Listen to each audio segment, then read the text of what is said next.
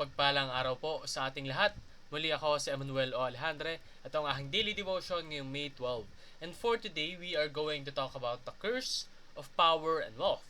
Now, this is about three kings, namely Zechariah, Shallum, and Menahem.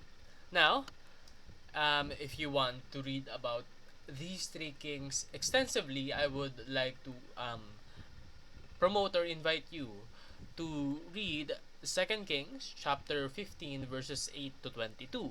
But for me, I will only provide to you the overview na kung saan Zechariah, the son of Jeroboam, reigned over Israel in 6 months. But then, he was killed by Shallum. Then Shallum naturally replaced him. But Shallum also had a small reign because he was killed by Menahem. Now, Menahem was very cruel.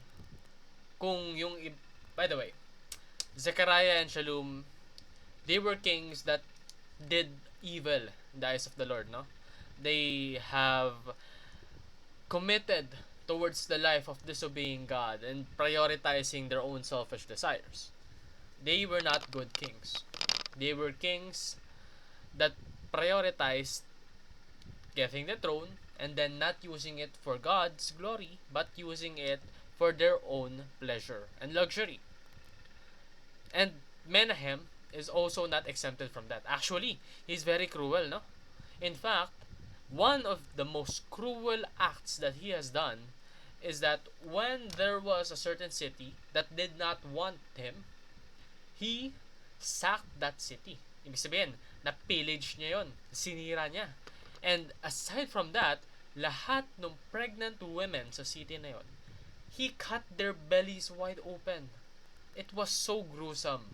When I heard it, I couldn't help but feel disgust because there was this person cruel, vicious enough to do that certain thing. Well, here's the thing. All political dynasties will come to an end. Kagaya na nangyayari dito, Zechariah came from a bloodline of kings. But after him, it all got cut off. His political dynasty stopped. And that happens not only in the verses of Kings, but also in modern times. Lalong-lalo na kung yung political dynasty ay hindi talaga gumagawa ng kabutihan. Kumbaga, ginagamit lang nila yung dynasty in order for their power to keep on surging, keep on growing. They will eventually fall. Besides, kung hindi man sila mahuli in this lifetime, they will not experience eternal life because God granted them this power, this privilege, this ability to lead people, but they did not lead people to serve. They led people to serve themselves. That is not true. That is not right. Therefore, they will be punished. If not here, then on heaven. So, God promises both curses and blessings. Yes, kayang magbigay ng Panginoon ng napakadaming biyaya sa buhay mo. Pero kayang-kaya ding sirain ng Panginoon yung buhay mo. Believe me when I tell you this. If you prioritize the wrong things in your life, then you will never be satisfied. If you spend your entire day, your days of youth, adolescence, into doing the wrong things, then it will surely come bite you back. If you spend your entire adulthood into pursuing materialistic things, well, I have this thing to tell you about.